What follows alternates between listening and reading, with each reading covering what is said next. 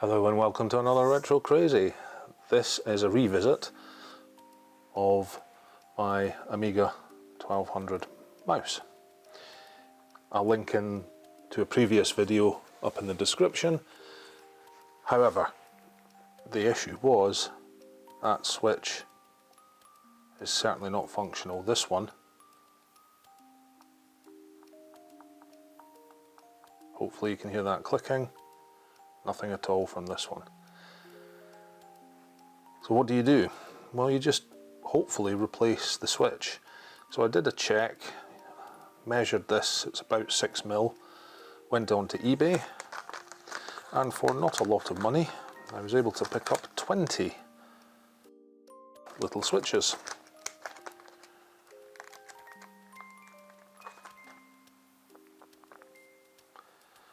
So this is what they look like. It does look like the buttons are a little bit taller. Hopefully that won't make too much of a difference. And if it does, I'm sure we'll be able to do something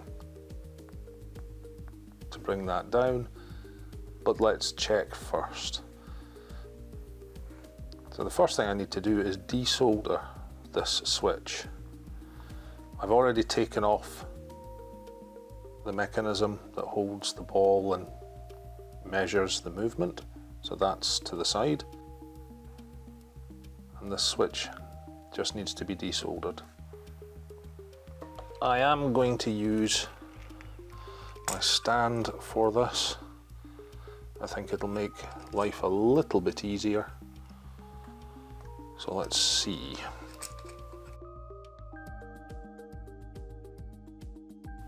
I'm not going to clamp it up too hard. I am aware of the fact there are a number of big holes in it, and well, that would be very, very bad to snap the circuit board. So I'm just going to use trusty solder sucker, soldering iron, and we'll see how much we can get off.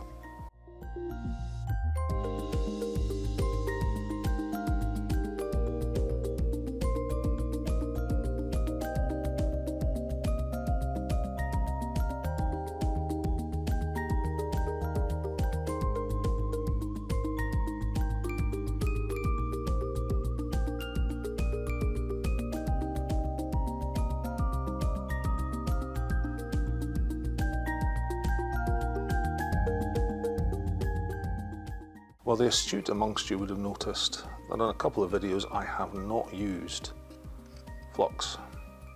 I've found that the excessive use of flux with a standard desolder pump clogs the pump, makes it quite gunky.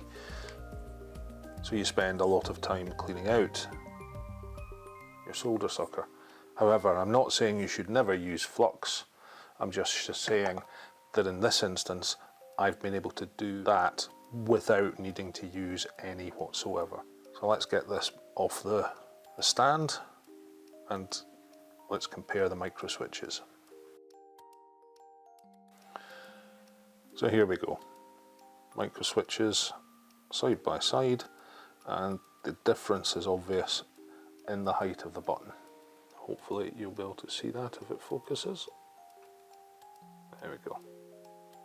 You can see it's focusing in totally the wrong area. Sorry, my nails are disgusting. I've been working on my car.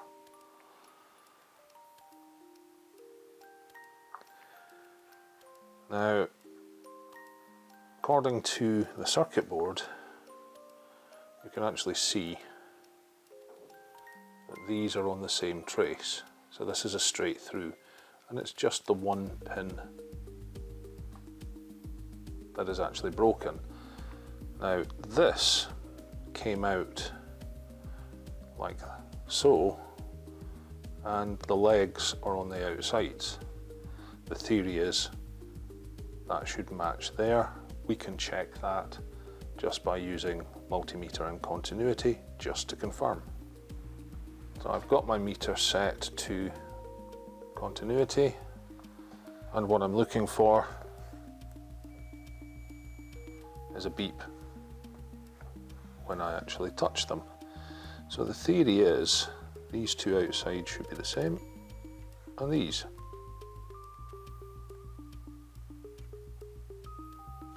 They would be if I could get a decent contact. There we go. And that's the old switch. So if we look at the replacement, it should be the same. Except for the fact it then spins round.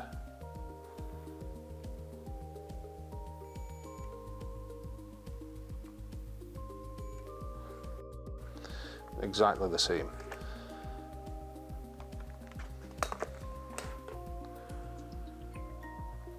So I'm looking to get the legs on the outside, and the way these are set up, it should push right down and then clips into place because of the shape on the underside. So that's it already in place, ready for soldering. I don't have to have it quite as still now that I'm going to be soldering, but for desoldering I want to be able to put pressure on to get the solder to melt, hence the reason for using this stand. So let's quickly get these soldered up.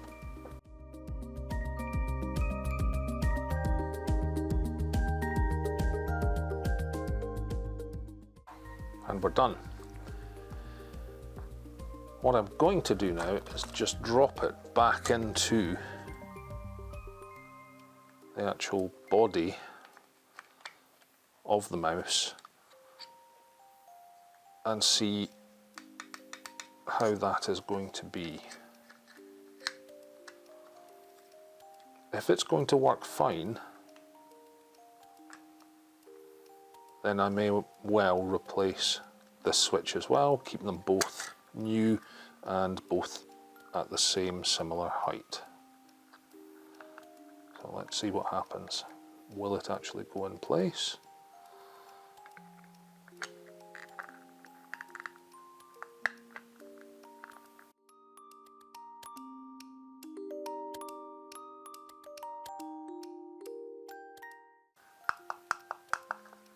Let me just lock this down.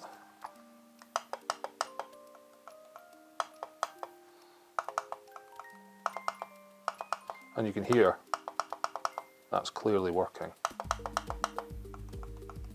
But there's a height difference. Some people won't like that noise because it's so much louder. However, I think it's more important to have both the same. I mean, you can see how much movement you've got there, and that's rock solid. There's nothing there.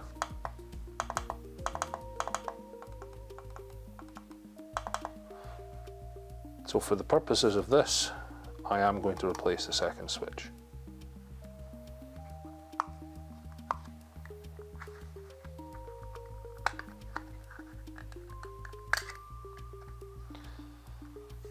What I could do is, if I want to reduce the stiffness, I could actually just take these down a little bit. These are the points that actually activate on the switches themselves, so I could just gently file these down. I could also take the height of these down as well.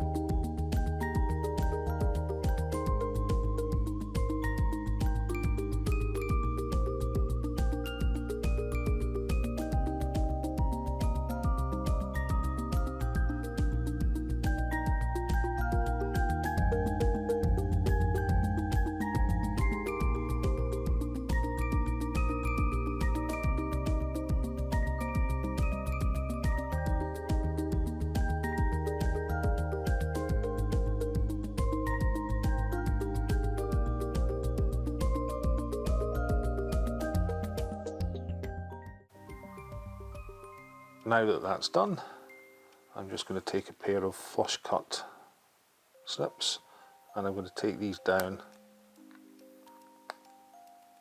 as low as I can get them. They'll sit in the bottom of the casing for the mouse a little bit better.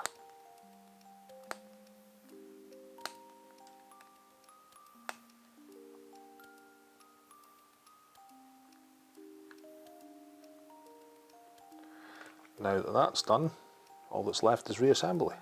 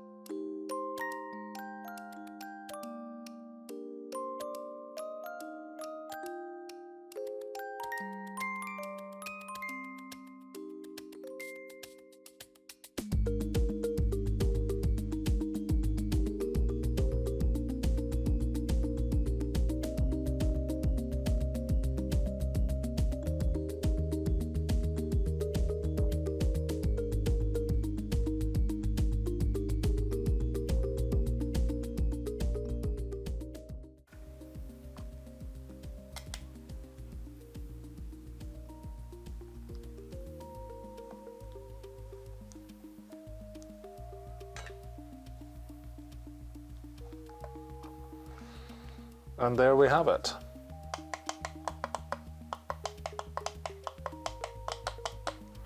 Very positive mouse click. And that should now be a fully functional Amiga mouse. Simple, straightforward to do. So thank you for watching and see you on the next Retro Crazy.